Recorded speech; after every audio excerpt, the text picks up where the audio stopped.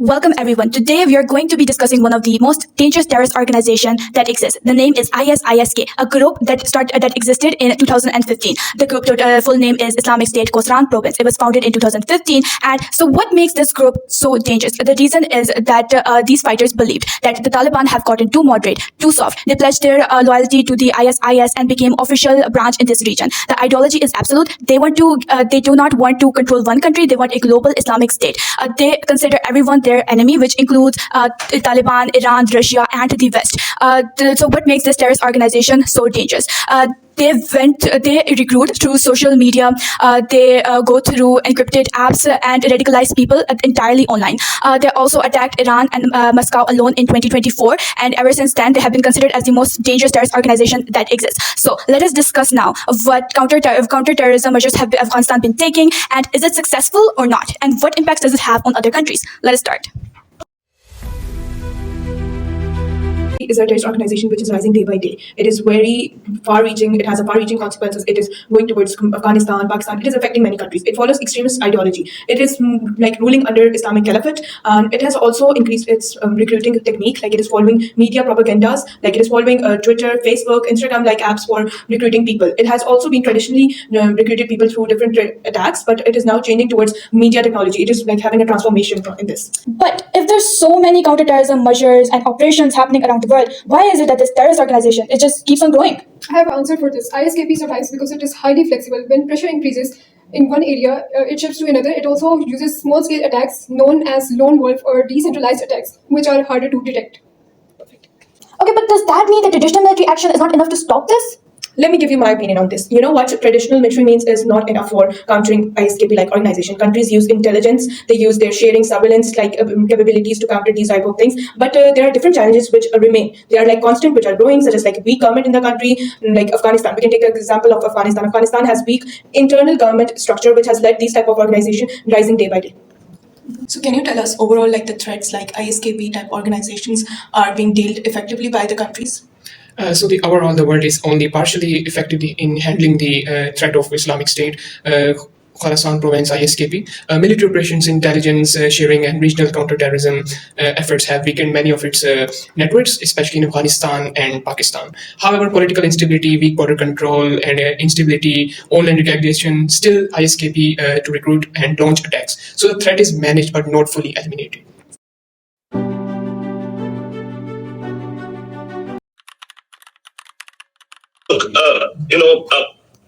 You cannot measure both success of terrorism and counterterrorism in absolute terms. Terrorism and counterterrorism success is always measured in relative terms. Sometimes terrorists generate an activity that results in a reactive counterterrorism action. Sometimes counterterrorism is overreactive, meaning disproportionate use of force is applied, and then terrorists are compelled to respond to that. So this cat and mouse continues. Taliban, to their credit, have dismantled ISKP's major networks in Afghanistan. As a result of that, operationally, ISKP has really weakened. 2025 was a bad year for ISKP. ISKP is fighting a battle of survival in Afghanistan.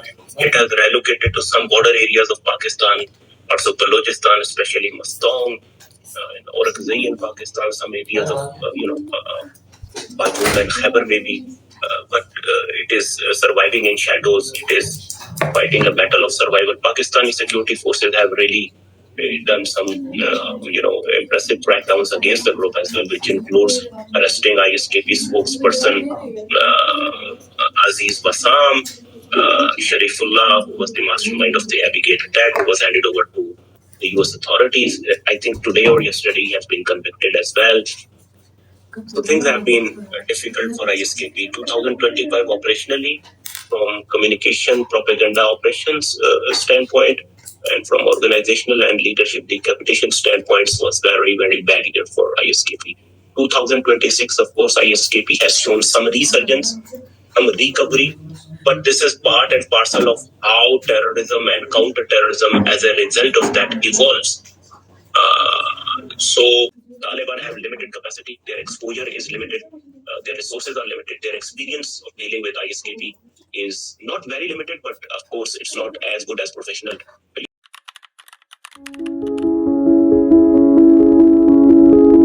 Counterterrorism, if you imagine these issues as an iceberg, so the violent portion of terrorism is just 20% of the problem, is tip of the iceberg, which is resolved through military means. 80% of the problems are under the surface, and they involve non-kinetic. It involves governance, education, youth policies, employment policies, social cohesion, social resilience, the state-society relationship, identity issues, especially of youth.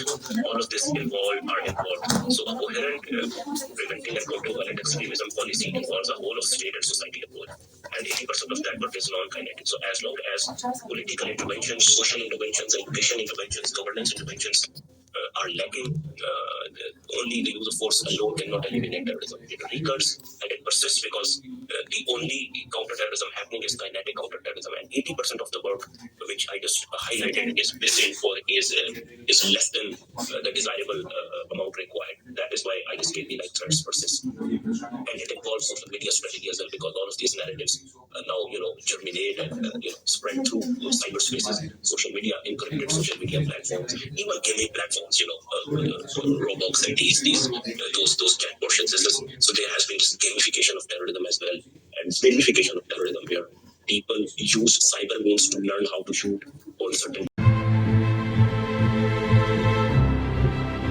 Basically जो society का एक idiosyncrasy factor है और society के अंदर construct है, if you take Pakistan, if you take Afghanistan, Iran और other states, even central Asia, जो लास्ट 4 डेकेड से इस टेररिज्म से 3 डेकेड से बचे हुए हैं, अनफॉर्चुनेटली उसमें सबसे बड़ा जो इशू है वो ये है कि सोसाइटल चेंज नहीं है, नंबर 2 पॉलिटिकल राइट्स नहीं है, नंबर 3 जो है एडवोकेसी के इशूज़ हैं। एडवोकेसी के भी इशूज़ के साथ साथ जुडिशरी के भी इशू हैं कि people are not knowledgeable about their rights.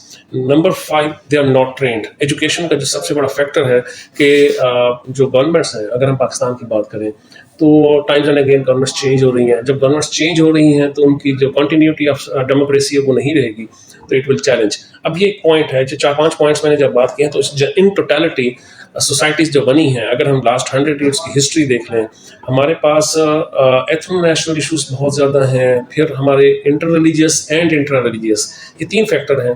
अब उसके साथ साथ ये है कि एथनो नेशनलिटी के अंदर just in Pakistan we have 8 to 9 major nationalities, then we have 4 to 5 major languages and sub languages and lot of things.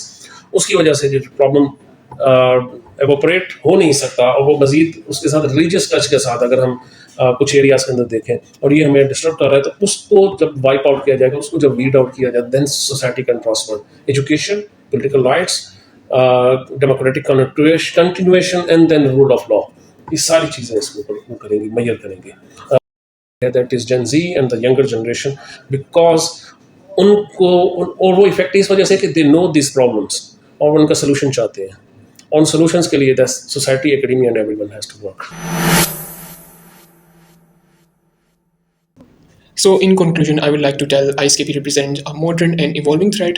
While states are making efforts, the group's flexibility and regional instability make it difficult to eliminate. A coordinated, long-term and multidimensional strategy is necessary to effectively counter this challenge.